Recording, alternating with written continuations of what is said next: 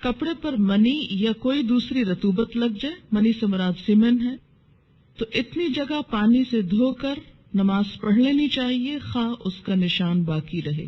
رطوبت سے مراد wait discharge. عن عائشہ رضی اللہ عنہا قالت كنت اغسل الجنابة من ثوب النبي صلی اللہ علیہ وسلم فيخرج الى الصلاة وان بقع الماء في ثوبه رواہ البخاری۔ حضرت عائشہ رضی اللہ تعالیٰ عنہ فرماتی کہ میں نبی صلی اللہ علیہ وسلم کے کپڑے سے جنابت دھو دیتی، پھر آپ نماز کے لیے تشریف لے جاتے اور پانی کی نمی کپڑوں پر باقی ہوتی، اسے بخاری نے روایت کیا ہے۔ یعنی دھونے کے بعد کسی بھی نجاست کو اگر کپڑا ابھی گیلا ہے تو اسے استعمال کیا جا سکتا ہے، ضروری نہیں کہ وہ سارا پانی سوکھ جائے، ویپوریٹ ہو جائے تو پھر ہی پاکیزگی ہوگی۔ جب دھل گیا اور اس کے اثرات دھل گئے تو اس کے بعد اگر کوئی اور کپڑا نہیں کسی کے پاس پہننے کے لیے تو اسی کپڑے میں نماز ہو سکتی ہے۔ عن عائشہ رضی اللہ عنہا انہا کانت تغسل المنی من ثوب النبی صلی اللہ علیہ وسلم ثم اراہ فیہ بقعتا او بقعا رواہ البخاری۔ حضرت عائشہ رضی اللہ تعالیٰ عنہا سے روایت ہے کہ وہ نبی اکرم صلی اللہ علیہ وسلم کے کپڑے سے منی دھو ڈالتی، لیکن اس کا نشان یا نشانات کپڑے پر باقی رہتے، اسے بخاری نے روایت کیا، یعنی گیلے پانی کے دھونے کے بعد۔ اہل کتاب کے برتن دھوتے وقت یا دھونے کے بعد کلمہ شہادت وغیرہ پڑھنا سنت سے ثابت نہیں۔ مثلا آپ کسی کرسچن کے گھر کھانا کھا رہے ہیں، کھا سکتے کہ نہیں؟ کیوں؟ کیا دلیل ہے؟ وَطَعَامُهُمْ حِلٌّ لَكُمْ، ان کا کھانا تمہارے لیے حلال ہے۔ لیکن بسا اوقات وہ ایسی چیز کھاتے ہیں کہ جو آپ کے کھانے میں نہیں آتی، یا ایسے انگریڈینٹس ہوتے ہیں، تو ایسی صورت میں اگر آپ ان کے کسی ریسٹورانٹ میں کھانا کھا رہے ہیں یا کسی ایسے برتن کو استعمال کر رہے ہیں تو ضروری نہیں کہ اس پہ کلمہ وغیرہ پڑھیں یا اس کو دوبارہ دھوئیں۔ اگر وہ صاف ہے برتن بظاہر تو اسے استعمال کیا جا سکتا ہے۔ مجبوری کی حالت میں اہل کتاب کے برتن پانی سے دھو کر استعمال کرنے جائز ہیں۔ اسی طرح اگر آپ کے گھر میں کوئی کرسچن نوکر ہیں اور وہ آپ کے برتن دھوتی ہیں تو اس میں کوئی حرج نہیں، دھو سکتی ہیں، اور ان کے ہاتھ کے دھلے ہوئے برتن یا کپڑے پاک ہوتے ہیں، کیونکہ ان کے ہاتھوں میں نجاست نہیں ہوتی، الا یہ کہ کوئی نجاست لگی ہو۔ ان کو اسی طرح ٹرین کر دیجئے کہ وہ پاکیزگی کا خیال رکھیں۔ خیال نہ رکھنا ہو تو آپ کے مسلمان ورکرز جو ہیں وہ سب کچھ کر جاتے ہیں جو کوئی اور کر سکتا ہے۔ ان ابی ثعلبۃ الخشنی رضی اللہ عنہ انہ قال یا رسول اللہ صلی اللہ علیہ وسلم انا اہل السفر نمر بالیہود والنصارى والمجوس فلا نجد غیر آنیتهم فقال رسول اللہ صلی اللہ علیہ وسلم فإن لم تجدوا غیرها فاغسلوها بالماء ثم كلوا فيها واشربوا رواہ الترمذی۔ حضرت ابو ثعلبہ خشنی رضی اللہ تعالیٰ عنہ نے رسول اللہ صلی اللہ علیہ وسلم سے دریافت کیا، اے اللہ کے رسول صلی اللہ علیہ وسلم، ہم سفر کرنے والے لوگ ہیں، ہمارا گزر یہود اور نصارہ اور مجوسیوں پر ہوتا ہے، یعنی ان سے ملنا جلنا ہوتا ہے، اور ان کے برتنوں کے علاوہ ہمیں کوئی برتن میسر نہیں آتا، اس کے بارے میں کیا حکم ہے؟ آپ نے فرمایا اگر اہل کتاب کے برتنوں کے علاوہ کوئی برتن نہ ملے تو ان کو پانی سے دھو لو اور ان میں کھاؤ پیو، اسے ترمذی نے روایت کیا ہے۔ ان کو دھونے کا حکم آپ نے کیوں دیا؟ تاکہ شک دور ہو جائے، مثلا اگر وہ شراب پیتے ہیں یا کوئی اور اس طرح کا کام کرتے ہیں تو انسان کو اگر دل میں کوئی حرج ہے کہ معلوم نہیں پاک ہیں یا نہیں تو اس کو دھو لو اور استعمال کر لو۔ لیکن عام حالات میں جیسے آپ مثلا باہر ہیں، کسی ہاسپٹل میں ہیں، چائے دی جا رہی ہے کچھ، تو چائے میں تب کوئی ناپاکی نہیں، تو ضروری نہیں کہ آپ ان کی چائے پی۔ اب تو ویسے بہت ڈسپوزیبل کا رواج ہو گیا، لیکن وہ بھی تو وہی بنا کے لاتے ہیں، انہی کے ہاتھوں کے بنے ہوئے۔ تو اگر دھلے ہوئے صاف ستھرے برتن موجود ہیں، اور ویسے بھی یاد رکھیے کہ آج کے نصارہ اور پہلے دور میں کچھ فرق بھی آ گیا ہے، جیسا کہ پہلے ذکر کیا گیا کہ مڈل ایجز میں اور ڈارک ایجز میں ان لوگوں کے ہاں نہانا دھونا اور پاکیزگی اختیار کرنا ایک دینی جرم قرار پاتا تھا، لیکن اب زمانے کی روشنی کے ساتھ ساتھ ان کے بیہیویئر میں بھی کافی تبدیلی آئی ہے۔ اگرچہ پاکی ناپاکی کا وہ معیار ان کے ہاں نہیں ہے جو ہمارے ہاں، کیونکہ میں نے اپنی آنکھوں سے دیکھا، میں ہاسپٹل میں تھی وہاں، تو صفائی کرنے والی آئیں، ان کے پاس ایک برتن تھا، اس میں ڈس انفیکٹنٹ کوئی سولوشن تھا، اور صاف کرنے والا کپڑا تھا، انہوں نے اسی کپڑے سے میز صاف کیا، اسی سے گلاس صاف کیا، اسی کو بلٹا کے رکھ دیا، تو وہ سب جراثیم تو کل ہو گئے نا، اب آپ کھا پی سکتے ہیں. اس سے کیا فرق پڑتا ہے کہ اب بسا اوقات ایسی صورت بھی ہوتی کہ ان کے اس بات کی سینس ہی نہیں. بہت سے برتن ان کے ہاں جب دھلتے ہیں مشینوں میں دھلتے ہیں، اور جو مشینوں میں دھلتے ہیں تو اس میں کئی دفعہ پانی اور ڈٹرجنٹ اور اس طرح کی چیزیں گزرتی ہیں اور بہت صفائی ہوتی. جب آپ کو ایسا معلوم ہو کہ یہ دھلے ہوئے کہاں سے آ رہے ہیں تو بلا تکلف ان کو استعمال کر سکتے ہیں. لیکن اگر شک ہو یا بظاہر دیکھنے میں کوئی گندگی یا اسمیل وغیرہ نظر آ رہی ہو، یا بسا اوقات سیکنڈ ہینڈ برتن خریدے جاتے ہیں، یا جیسے لنڈے کے کپڑے خرید کر لاتے ہیں آپ، تو آپ کو استعمال کرنے سے پہلے حرج نہیں ہے. ہمارے ہاں بہت غربت ہے اور لوگ ڈھک جاتے ہیں، تو ایسے میں کیا ہے کہ جب شک ہو کہ ان میں صفائی نہیں یا پاکی نہیں تو ان کو دھو کر استعمال کرنا جائز ہے. جوتوں سے لگی نجاست جوتوں کو مٹی پر رگڑنے سے دور ہو جاتی ہے.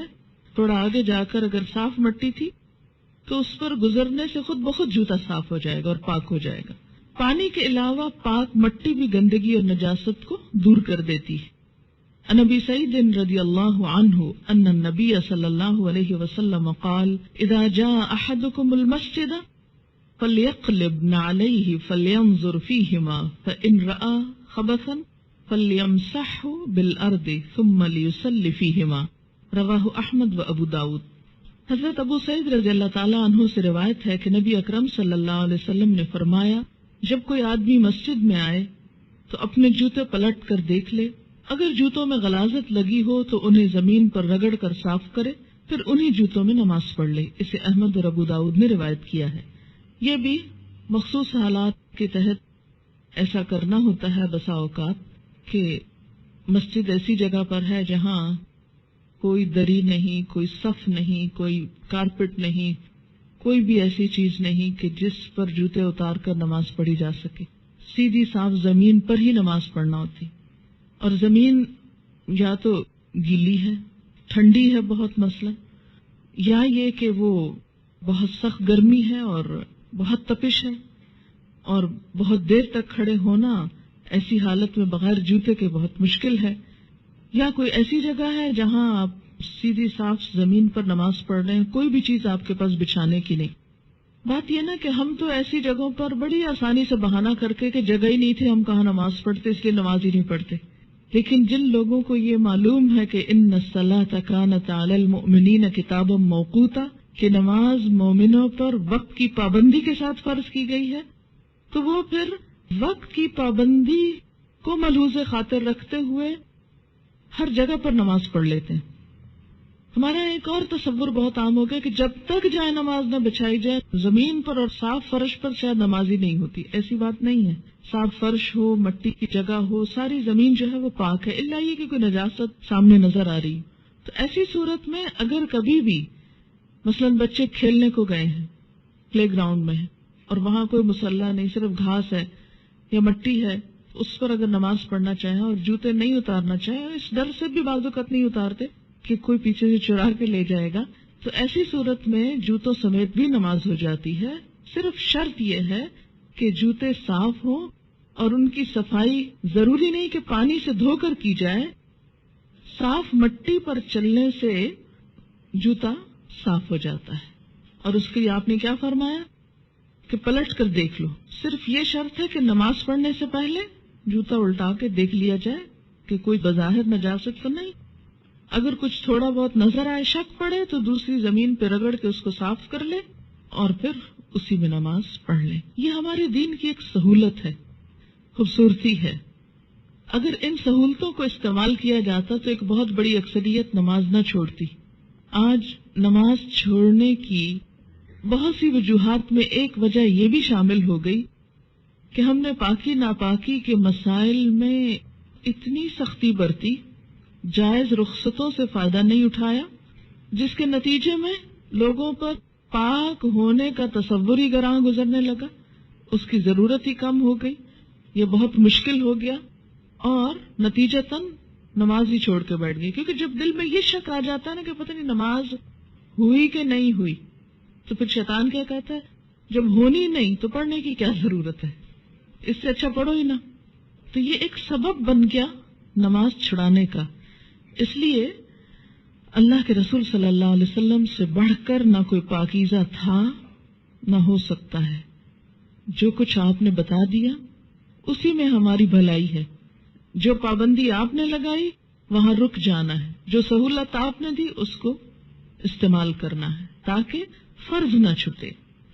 ان امرأة من بني عبد الاشهل قالت سألت النبي صلى الله عليه وسلم فقلت إن بيني وبين المسجد طريقا كذرة قال فبعدها طريق أنظف منها قلت نعم قال فهذه بهذه رواه ابو داود وابن ماجہ. بنو عبد الاشہل کی ایک عورت نے نبی صلی اللہ علیہ وسلم سے عرض کیا ہمارے گھر اور مسجد کے درمیان کچھ گندا راستہ ہے، تو اگر جوتوں پہ غلاظت لگ جائے تو کیا کریں؟ آپ نے فرمایا کیا اس کے بعد صاف راستہ بھی ہے؟ عورت نے عرض کیا ہاں. آپ صلی اللہ علیہ وسلم نے فرمایا صاف راستہ گندے راستے کے اثرات ختم کر دیتا ہے. یعنی سڑک پہ چلتے ہوئے اگر راستے میں کوئی گندگی آ بھی گئی اور اس کے بعد صاف راستہ آیا تو صاف راستے کے ساتھ جب جوتا بار بار ٹکرائے گا تو وہ گندگی کو اتار دے گا خود ہی. اور اس میں خاص طور پر کچے راستے. یہاں ایک بات نوٹ کی آپ نے کہ خاتون یہ مسئلہ پوچھ رہی ہیں مسجد آنے کے لیے. آپ نے اس کو یہ نہیں کہا کہ تمہیں آنے کی ضرورت ہی کیا ہے، گھر ہی پڑھو. برتن دھوتے وقت یا دھونے کے بعد کلمہ شہادت پڑھنا سنت سے ثابت نہیں. کتا برتن میں منہ ڈال دے تو برتن کو 7 بار دھونا چاہیے. پہلی بار مٹی سے دھونے کا حکم ہے. عن ابی ہریرہ رضی اللہ عنہ قال قال رسول اللہ صلی اللہ علیہ وسلم طہور اناء احدکم اذا ولغ فیہ الکلب ان یغسلہ 7 مرات اولاہن بالتراب رواہ مسلم. حضرت ابو ہریرہ رضی اللہ تعالی عنہ کہتے ہیں کہ رسول اللہ صلی اللہ علیہ وسلم نے فرمایا جب کتا برتن میں منہ ڈال دے تو اس کو پاک کرنے کا طریقہ یہ ہے کہ برتن 7 مرتبہ دھویا جائے. پہلی مرتبہ مٹی سے دھونا چاہیے، اسے مسلم نے روایت کیا ہے. مٹی سے دھونے کا حکم کیوں ہے؟ اس لیے کہ کتے کے لعاب دہن کے اندر ایسے جراثیم موجود ہیں جن کو مٹی کھل کرتی ہے، صرف پانی کافی نہیں. اور یاد رکھیے کہ آج کل کے بعض ڈٹرجنٹس بھی وہ کام نہیں کرتے جو پہلے زمانے میں مٹی اور ریت اور راکھ کیا کرتی تھی، اسی لیے بیماریاں کم تھی. ہم نے صفائی کے لیے جو کچھ استعمال کرنا شروع کیا وہ بذات خود ایک بیماری بن گیا. اتنے ایکسیسو کیمیکل جسم کے اندر جانے لگے برتنوں کے ذریعے، یعنی ڈٹرجنٹس زیادہ استعمال کرنے کی وجہ سے، کہ اس سے کئی بیماریاں جنم لے رہی. تو بہرحال اسلام چونکہ ایک فطری دین ہے، ایسی کوئی بات نہیں کہی گئی ہے، ایسی کوئی پابندی نہیں لگائی گئی کہ جو انسان کے بس سے باہر ہو. مٹی ساری زمین پر اویلیبل ہے، اس لیے کوئی بھی شخص اس چیز سے فائدہ اٹھا سکتا ہے. جنبی کو طہارت حاصل کرنے کے لیے پانی سے غسل کرنا چاہیے. جنبی کون ہوتا ہے؟ حالت جنابت میں. جنابت جیم نون بے جنب سے نکلا ہے. جنابہ کا مطلب ہوتا ہے الگ ہونا، کہ انسان کی ایسی کیفیت جس میں وہ نماز روزہ عبادات سے الگ ہو جاتا ہے جب تک کہ وہ پاک نہ ہو جائے. تو حالت جنابت میں 2 چیزیں آتی ہیں، ایک تو حیض اور نفاس وغیرہ، اور دوسرے سیکشل انٹرکورس وغیرہ. پانی میسر نہ ہونے کی صورت میں مٹی سے تیمم کر کے طہارت حاصل کی جا سکتی ہے. کپڑے پر حیض کا خون لگ جائے تو اسے پانی سے دھو کر پاک کرنا چاہیے. یعنی مینسٹرل بلڈ کی اگر اسپاٹ ہو تو اسے پانی سے دھو دینا چاہیے، لیکن باقی کپڑا پاک ہوگا. ہمارے ہاں تو کوئی اسپاٹ ہو یا نہ ہو، بس ایک دفعہ جسم کو ٹچ کرنے کی دیر ہے، اب وہ کپڑا پہننا حرام ہو گیا. مردہ حلال جانور کی کھال دباغت سے پاک ہو جاتی. دباغت کیا ہوتا ہے؟ ٹین کرنا، ٹیننگ.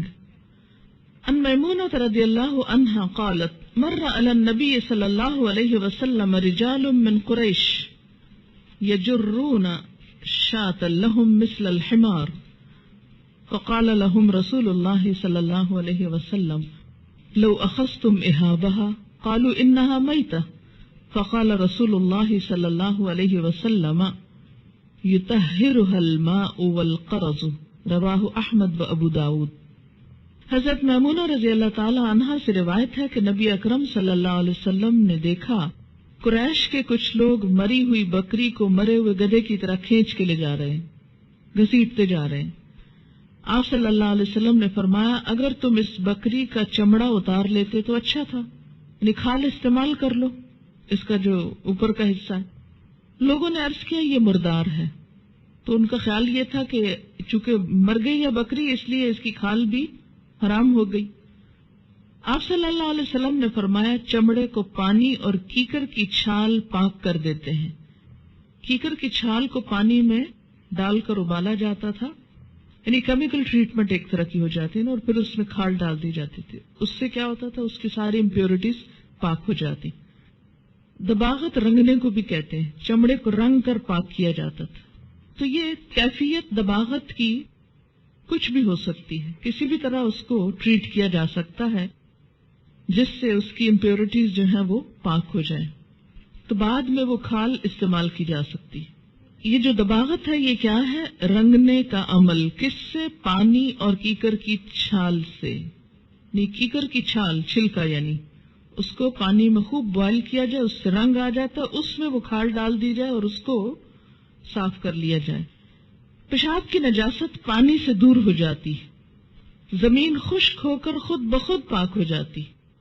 مثلا کسی جانور نے گزرتے گزرتے کسی کچی زمین پہ پیشاب کر دیا اور کچھ دن کے بعد آ کر اسی جگہ پر کسی نے نماز پڑھ لی اور اس کو پتہ ہی نہیں چلا، تو کیا اس کی نماز ہو گئی؟ ہاں، اگر اس زمین کے اندر کوئی اسمیل نہیں، کوئی نشان نہیں، کچھ نہیں، تو ہوتا یہ کہ سورج کی دھوپ اور تیزی وہ ان چیزوں کو جو نجاست میں گیلی چیزیں ہیں ان کو بھاپ بنا کے اڑا دیتی، ختم ہو جاتی، اور کچھ چیزیں زمین کے جو اندر خود ایسے اثرات اور بیکٹیریاز وغیرہ پائے جاتے ہیں جو اس نجاست کو ختم کر دیتے ہیں اور پھر برابر کر دیتے ہیں زمین کے ساتھ۔ تو اس لیے زمین کی نجاست خشک ہو کر خود بخود پاک ہو جاتی۔ عن ابی ہریرہ رضی اللہ عنہ قال قام اعرابی فبال فی المسجد فتناولہ الناس فقال لهم رسول اللہ صلی اللہ علیہ وسلم دعوه وحریکوا علی بولہ سجلا من ماء او ذنوبا من ماء فانما بعثتم میسرین ولم تبعثوا معسرین، رواہ البخاری۔ حضرت ابو ہریرہ رضی اللہ عنہ فرماتے ہیں کہ مسجد نبوی میں ایک بدو نے پیشاب کر دیا، لوگ اس کو مارنے کو دوڑے۔ رسول اللہ صلی اللہ علیہ وسلم نے فرمایا اسے کچھ نہ کہو اور اس کے پیشاب پر پانی کا ڈول بہا دو، کیونکہ تم مشکل پیدا کرنے کے لیے نہیں، آسانی پیدا کرنے کے لیے بھیجے گئے ہو۔ اسے بخاری نے روایت کیا ہے۔ اس حدیث سے کئی باتیں پتہ چلتی۔ ایک تو یہ کہ لا علم لوگوں کو مارنے سے پہلے سمجھانا چاہیے، ڈانٹ ڈپٹ کرنے سے پہلے اور سختی کرنے سے پہلے ان کے ساتھ سمجھانے کا معاملہ کرنا چاہیے۔ بدو کو پتہ ہی نہیں تھا کہ مسجد کیا چیز ہوتی، انہوں نے کب مسجدیں دیکھی تھی یا مسجدوں کا احترام یا ادب، وہ پڑھے لکھے لوگ تھوڑی تھے، دیہاتی لوگ تھے، وہ آئے، انہوں نے سمجھا یہ بھی عام گھروں کی طرح کوئی گھر ہے، جس طرح لوگ اپنے گھروں کے اندر اس قسم کے کام کرتے تھے، انہوں نے مسجد میں بھی کر دیا۔ لیکن صحابہ کرام جو مسجد کا احترام اور ادب جانتے تھے وہ فوراً اٹھے اور انہوں نے کہا کہ اس کو مارو۔ آپ نے روک دیا، مت مارو، اسے کچھ نہ کہو۔ لو اتنا بڑا جرم کیا اور کچھ نہ کہو، مسجد پلید کر دی اور ابھی کچھ نہ کہو۔ ہم جیسے ہوتے تو کہتے یہ کیا بات ہے، یہ تو اس قابل نہیں کہ اس کو چھوڑا جائے اور اس کو کبھی دوبارہ اندر آنے دیا جائے۔ ہم تو محض کسی اختلاف کرنے والے کے داخلے سے ہی مسجد کو ناپاک کر لیتے ہیں، اور جب تک وہ دھو نہ لیں، اب تک یہ بات ہوتی ہے بعض مساجد میں کہ اگر ایک مسلک کا شخص دوسرے مسلک کی مسجد میں چلا جائے تو اس کے جانے پر مسجد دھوئی جاتی۔ اتنا نجس سمجھتے ہیں مسلمانوں کو، ایک دوسرے کو انتہا درجے کی تکلیف دہ بات ہے، لیکن کیا کیا جائے، لا علمی ہے شاید۔ لیکن آپ صلی اللہ علیہ وسلم نے اتنی بڑی بات پر بھی کیا فرمایا، اسے کچھ نہ کوئی، اس کو پتہ نہیں۔ اچھا، ایک اور بات یہ تھی کہ اگر اسی حالت میں اس کو مارنے کے لیے دوڑتے تو وہ چلتا جاتا اور نجاست اور بکھر جاتی۔ دوسرا یہ کہ اس پر اسلام کا ایک بہت ہی غلط امپریشن پڑتا کہ یہ کیسے لوگ ہیں اور شاید وہ ساری زندگی کے لیے ایسے لوگوں کو دوبارہ نہ ملتا اور نہ دیکھنا چاہتا۔ تیسری بات یہ ہے کہ بہت سی زیادتیاں اور خرابیاں جو لوگ ہمارے ساتھ کر جائیں ان کا جواب دینا ضروری نہیں ہوتا، اور ان کی اصلاح اس طریقے سے ضروری نہیں ہوتی۔ ان کی اصلاح اپنے عمل سے، اپنے رویے سے، اپنے اچھے اخلاق سے بھی ہو سکتی۔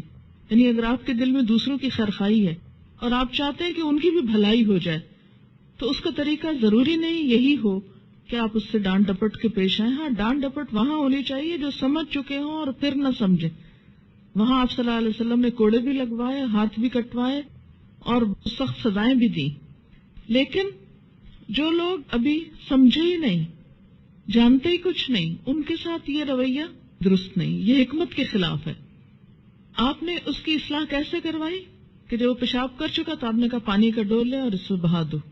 انہوں نے بہا دیا، وہ نجاست چلی گئی، آگے بہہ گئی، اور اس کے بعد جب وہ سوکھ گئی جگہ تو سب اس پہ دوبارہ نماز پڑھنے لگے۔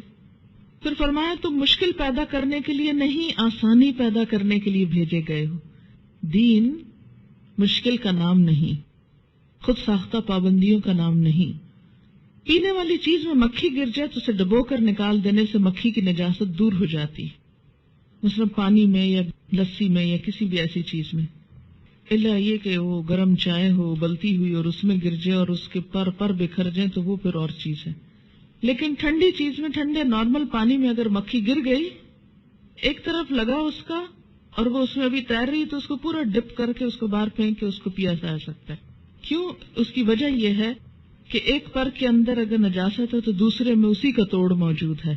اب آپ کہیں گے توبہ توبہ، ہم تو یہ نہیں پی سکتے، نہ پیئیں، مجبوری نہیں ہے کہ آپ کو زبردستی پلایا جائے کہ اب پینا ہی ہے۔ جس کا دل نہیں مانتا نہ پیے، لیکن یاد رکھیں کہ ہر شخص کے پاس اتنا وافر نہیں ہوتا کہ ایک گلاس دودھ کا پہلے پھینک دے کہ ایک مکھی گر گئی اس میں اور پھر دوسرا پیے۔ اس کے پاس ہو سکتا ہے دی اونلی گلاس ہو اور کوئی اور دودھ نہ ہو تو اس کو آپ محروم کر دیں۔ تو اللہ تعالیٰ نے یہ دین بھیجا ہے سب کے عمل کے لیے، سب کی سہولت کے لیے، نہ کہ چند مخصوص پریویلیجڈ لوگوں کے لیے۔ عن ابی ہریرہ رضی اللہ عنہ ان رسول اللہ صلی اللہ علیہ وسلم قال اذا وقع الذباب في اناء احدكم فليغمسه كله ثم ليطرحه فإن في أحد جناحيه شفاء وفي الآخر داء رواہ احمد البخاری و ابو داود و ابن ماجہ۔ حضرت ابو ہریرہ رضی اللہ تعالی عنہ فرماتے ہیں کہ رسول اللہ صلی اللہ علیہ وسلم نے فرمایا، جب کسی کے مشروب میں مکھی گر جائے تو اسے پوری طرح ڈبو کر پھینک دینا چاہیے اور مشروب پی لینا چاہیے۔ مکھی کے ایک پر میں شفا ہے اور دوسرے میں بیماری ہے۔ اسے احمد، بخاری، ابو داؤد اور ابن ماجہ نے روایت کیا ہے۔ جی، کہ کسی نے لکھا کہ بکری کی کھال سے آج کل جوتے بنتے ہیں، اس کی کھال نرم ہوتی ہے اس لیے جوتے آرام دہ ہوتے ہیں۔ کسی دوسرے نے لکھا کہ بکری کی کھال سے جائے نماز بھی بنتے ہیں۔ بکری کی کھال مشق بنانے کے لیے کام آتی ہے۔ مشق ہوتا ہے نا، واٹر بیگ جو لیدر کا ہوتا ہے۔ بکری کی کھال سے ٹوپیاں بنائی جاتی ہیں، اور بکری کے بچے کی کھال جو بھی پیدا نہ ہوا ہو کو قراقلی کہتے ہیں۔ قراقلی ٹوپی اسی سے شاید بنتی ہے۔ قراقلی ٹوپی بہت قیمتی ہوتی ہے۔ سوال ہے، کیا ہندو باورچی کے ہاتھ کا کھانا کھایا جا سکتا ہے؟ اگر وہ پاکیزگی کا خیال رکھتا ہو تو اس کے ہاتھوں میں کوئی خرابی نہیں ہے، پکوا سکتے ہیں آپ کھانا۔ بات یہ ہے کہ بہت سارے کام نان مسلمز کرتے ہیں۔ ہندو کا معاملہ آپ یوں سمجھے ایسے جیسے اہل مکہ کا معاملہ، ان دونوں کی سرشت آپس میں ملتی ہے، عقیدہ ملتا ہے۔ وہ بتوں کو پوجتے تھے اور یہ بھی بتوں کے پجاری ہیں۔ آپ صلی اللہ علیہ وسلم نے اہل مکہ کے ساتھ کیا معاملہ کیا؟ جو وہاں سنت ملتی ہے وہی ان کے ساتھ معاملہ کرنے کی ضرورت ہے۔ اگر مکھی ٹھنڈے پانی میں گر جائے اور ہمیں پتہ نہیں کہ کب سے گری ہوئی ہے اور وہ مر بھی گئی ہے تو کیا کرنا چاہیے؟ اگر وہ بکھری نہیں اور صرف ایک جگہ پر تیر ہی رہی ہے نا، مرنے کے بعد نیچے تو نہیں جا بیٹھے گی، تیر ہی رہی ہے تو اوپر سے کچھ ہٹا دیں۔ اگر وہ پانی نہانے کے لیے خاص طور پر آپ استعمال کرنا چاہیں تو بلا تکلف استعمال کریں۔ سوال ہے، میں اپنی ماسی سے اکثر نماز پڑھنے کے لیے کہتی ہوں تو وہ کہتی ہے کہ ہم باتھ رومز دھوتے ہیں، چھوٹے بچوں کے پیشاب والے کپڑے دھوتے ہیں، اس لیے کپڑے پاک نہیں ہیں۔ اگر صاف کپڑوں کا جوڑا دے دیا جائے تو کہتی ہیں کہ جسم پر بھی چھینٹے اڑتے، اس لیے نہانا ضروری ہے۔ اس کے بغیر نماز نہیں پڑھی جا سکتی. کیا ایسی صورت میں نماز چھوڑی جا سکتی ہے؟ کیونکہ ان کے لیے تو یہ ممکن نہیں کہ روز الگ الگ گھروں میں کام کریں، پھر روز نہائیں، روز کپڑے بدلیں، اس طرح روز نماز پڑھیں. ایسی صورت میں کیا کیا جائے؟ مجھے بتائیے کہ اگر آپ خود باتھ روم دھو رہے ہوں اور بچوں کے کپڑے دھو رہے ہیں، کیونکہ ہر عورت کبھی نہ کبھی خواہ کتنے بھی نوکر موجود ہوں ایسی مشکل میں آتی ہے کہ اس کو خود یہ کام کرنا پڑتا ہے. مثلا عید پر، مختلف مواقع پر جب سب چھٹی کر جاتے ہیں تو بچوں کو تو آپ کہیں نہیں دے آتے، سب کچھ صاف کرنا پڑتا ہے آپ کو خود. یا یہ کہ واش روم بھی بعض اوقات خود دھونا پڑتا ہے، بلکہ دھونا چاہیے. اب آپ دیکھیے کہ جب آپ خود دھوتے ہیں تو کیا کرتے ہیں؟ چھینٹے اڑاتے، اڑانے چاہیے چھینٹے. ایسی ماسیوں کو یہ تربیت دیں کہ وہ ان چیزوں کو دھوتے وقت چھینٹے نہ اڑایا کریں، کیونکہ اگر وہ ان کے کپڑوں اور جسم پہ پڑتے ہیں تو منہ پہ بھی پڑ جائیں گے، اور کوئی چیز ہم منہ پہ پڑنا کیسے برداشت کر سکتے ہیں؟ تو ان کی بنیادی تربیت ہونی چاہیے. دوسری بات یہ ہے کہ اکثر ماسیاں اپنے ساتھ بیگ وغیرہ اٹھائے ہوئے ہوتی ہیں، تو ان کو یہ بتا دیں کہ ایک بیگ میں اپنے ساتھ کوئی ایسا کپڑا رکھ لیں کہ جس سے وہ جہاں نماز کا وقت آئے وہاں کتنی دیر لگتی ہے ایک کپڑا تبدیل کرنے میں؟ 5 منٹ، 10 منٹ نہیں، 1 منٹ سے بھی کم لگتا ہے. اگر آپ گھڑی دیکھ کر کپڑا چینج کریں 1 منٹ سے کم لگتا ہے. اور جو چھینٹے پڑتے ہیں وہ اعضاء وضو میں بھی دھل جاتے ہیں. یعنی ایسے چھینٹے اڑانا کہ وہ آپ کے جسم کے اندر تک کپڑوں کو پار کر کے چلے جائیں، تو یہ تو انتہائی پھوڑ پن کی علامت ہے. ایسا نہیں ہونا چاہیے. ان کو دھونا سکھائیں تاکہ ان کا مسئلہ حل ہو. کوئی بھی ایسی صورت نہیں کہ جس سے نماز معاف ہو جائے، نماز نہیں معاف. اور اگر ان کی ایسی ہی مجبوری ہے تو ان کو شاید اللہ تعالیٰ اس حال میں بھی نماز پر معاف کر دے. پھر کہ سارا نہانے کی کیا ضرورت ہے؟ سر پہ کیپ پہن لیں کہ بالوں میں چینٹے نہ پڑے، اور باقی جسم پہ اپرن وغیرہ پہن لیں اگر کھڑے ہو کے کام کر رہے، اور اگر بیٹھ کے کر رہے ہیں تو بھی ایسی صورت میں بیٹھیں، ایسی جگہ پر بیٹھیں کہ جس سے کم چھینٹے آئیں. زمین خشک ہو کر پاک ہو جاتی، لیکن آج کل جو سیمنٹڈ فرش ہے ان کا کیا حکم ہے؟ ان پر نجاست نظر آتی ہے تو اس کو ہٹا لیں بس. یعنی نجاست جو نظر آئے اس کو صاف کر لیں، اور جو جذب ہو جائے اور مٹی میں مٹی ہو جائے اور سورج سے پاک ہو جائے تو اس پہ کوئی حرج نہیں. ٹھیک ہے نا؟ یہ تو اللہ نے عقل کس لیے دی ہے ہم کو. آنکھیں کھول کے دیکھو، کچھ نظر آ رہا ہے تو ہٹا دو، اور اگر کچھ نظر نہیں آ رہا تو صرف وہم گمان کر کے کہ یہاں سے کیا پتا کوئی بکری گزری ہو، اور کیا پتا یہاں کچھ گر گیا ہو، اور کیا پتا، تو کیا پتا نہیں. دیکھو اب کیا حال ہے. باہر کے ممالک میں لوگ اپنے بچوں کو اللہ کا لاکٹ پہناتے ہیں کہ خدا نخواستہ اگر کوئی حادثہ ہو تو پتہ چل سکے کہ مسلمان ہیں. اگر خدا نخواستہ فوت ہو جائے تو مسلمان کی حیثیت سے دفنایا جائے. زلزلے میں جیسے ہندو مسلم دونوں ہی ایک جگہ تھے تو مسلمانوں کو بھی جلا دیا گیا. کیا اللہ کا لاکٹ ہر وقت پہنا جا سکتا ہے؟ اب دیکھیے کہ لاکٹ پہنانے سے مسئلہ حل نہیں ہوگا. اس کی وجہ یہ ہے کہ خدا نخواستہ حادثے وغیرہ میں تو لوگ پہلے لاکٹ اتارتے ہیں، کیونکہ اتنی بے حسی ہے ہر جگہ پر. اگر سونے وونے کا پہنایا ہوا ہے تو وہ پہلے تو وہ اتار دیں گے، وہ شناخت تو اٹھا لیں گے. دوسری بات یہ کہ ایک مسلمان عورت کی، ایک مسلمان مرد کی واضح شناخت ہے. اگر یہ مسلمان مرد داڑیاں رکھے ہوئے ہوں اور وہ سکھوں سے مختلف ہوتی ہیں تو فوراً پتہ چل جائے گا. کسی کی جرت نہیں پھر جلائے، کیونکہ چہرے پہ نشان ہے نا، یہ سنت ہے. اچھا، اسی طرح عورت کی ایک شناخت ہے، اس کا لباس، اس کا گھر. کیونکہ اگر زلزلے میں کچھ لوگ جیسے دبے ہیں تو گھروں میں بھی ایک شناخت ہوتی ہے. اگر کسی کٹھے کام کرنے کی جگہ پر تو اس میں بھی شناخت ہوتی ہے. اسی لیے تو کہا گیا کہ مسلمان جو ہے وہ جہاں بھی ہو ان یعرفنا، پہچانا جائے. اس لیے کہ کذالک جعلناکم امۃ وسطا لتکونوا شہداء علی الناس. ہم فالوورز نہیں بنائے گئے دنیا کے، ہم تو دنیا کے رہنما بنائے گئے، لوگوں کے لیے ایک نمونہ ہے. تو یہ نمونہ اسی صورت میں ہو سکتا ہے جب ہم اندر کے اظہار کے ساتھ اپنی شناخت بھی مسلمانوں جیسی رکھیں. جی ہاں، نام بھی شناخت ہے، کارڈ وارڈ ہوتا ہے لگا وہ عموماً ڈیوٹی آورز میں، اس سے بھی پتہ چل جاتا ہے. بعض اوقات اور کچھ بیسک انفارمیشن ساتھ ہوتی ہے تو وہ چیزیں بھی ہوں تو بہتر ہے. اگر جسم کے کسی حصے پر پیشاب کی چھینٹ پڑ جائے تو صرف اتنا حصہ دھونا ضروری ہے، پورا جسم پاک کرنا ضروری ہوگا؟ صرف اتنا حصہ. مثلا ایک انگلی پہ کچھ لگا ہے تو صرف ایک انگلی. بعض اوقات ایسا ہوتا نا، جیسے آپ بیٹھے ہیں، بچے کو اٹھایا ہے اور ہاتھ کو کچھ گیلا لگا تو آپ نہانے نہیں بیٹھ جائیں گے، آپ بس ہاتھ دھوئیں گے. اسی وجہ سے تو آپ دیکھیں اس طرح کی کنفیوژن جب دل میں ہوتی ہے تو نماز پڑھ ہی نہیں پاتے. اور شیطان کا سب سے بڑا وار ہے کہ طہارت میں شک ڈال دو، طہارت کو مشکل بنا کے پیش کرو تاکہ کوئی بھی عبادت نہ کر سکے. ایمان لانے کے راہ میں وہ شرک کی نجاست ڈال دی اس نے، اور اگر ایمان لے آئے اس نجاست سے نکلے تو یہ طہارت کے بارے میں شک پیدا کر دیا تاکہ عبادت نہ کر سکے. کہا جاتا ہے کہ ہندو اپنے برتنوں پہ گائے کے پیشاب چھڑکتے ہیں. کیا ان کے گھر کھانا کھا سکتے ہیں؟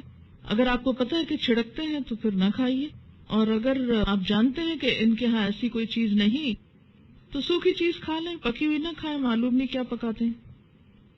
کیا وضو کر کے قالین پہ پاؤں رکھے جا سکتے ہیں اگرچہ قالین پہ نجاست نہ ہو؟ بالکل رکھے جا سکتے ہیں. Why not? کیوں نہیں رکھیں گے؟